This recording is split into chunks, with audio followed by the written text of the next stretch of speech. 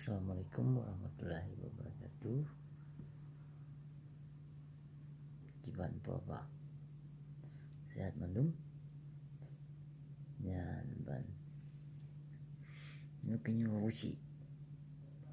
babusi ke tengah malam mata kalayu kena tengah jadi bak lun duduk lun kalon lun buka YouTube lun kalon YouTube Imam Al-Bukhari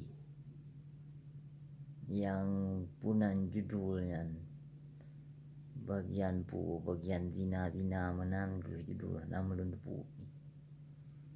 Jadi dalam video Imam Al-Bukhari nya lun kalon bagian jangan istilah ji aso dalam videonya jangan mempermalukan orang lain yang bak zina yang orang zina yang cukup viral di sare di Bukhari Tengku Al-Bukhari nya hanjit sharing video gop hanjit bagi video gop hanjit download nyo ji tapi pakon di Bukhari nya di download video lun bahkan di edit video lun pakon munafik tak bak di Bukhari di Bukhari ji habi pemale gop habi download video gop dan handi bagi videonya untuk pemalego.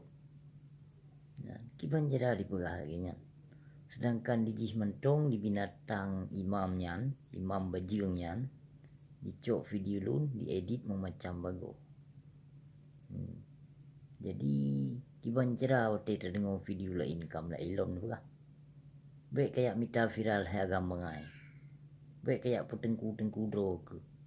Mu pasih ke golong mu tepat pasih ke golong. Buka pasih iman ke. Kayak dua live pegau video mita pemandangan yang gogot alah bangai. Imam tawan. Kayak menyangkut ke go pegah lagi but maka pebut lagi ma ke imam masih. Kah mentong ke pemalelung bak video. Kau tanya jawab dalam video lun hati-hati. Baik kurang aja but ke. Menyo ke pegah lagi but ke pebut betul. Berdingun karena Allah ke pebut. Kamu ho. Nyo kekah saya imam imam bengai. Imam Al-Bukhari mah ke. Kita dengar dakwah nak ulo pinan. Igau di pegah betul. Coba saya ke pegau ulo.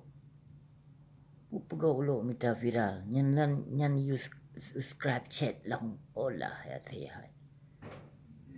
Pasta trong rulung gede. Pururun ro kengana busi urang ngasihnya. Hanai tui. Jangankankah Imam Al-Bukhari? Burekah kulawan. Toh burekah. Toh yang kah anggap ulama yang kenyalung lawan. Bah. Terima kasih nyo pesan bak video nyo kekah sekali. Menyeleweng tat ketika pegawa kah.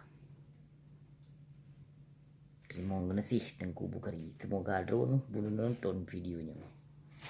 Kalau upload bak YouTube. Kalau mentong YouTube abusi menentang ulama tahu. Kalon.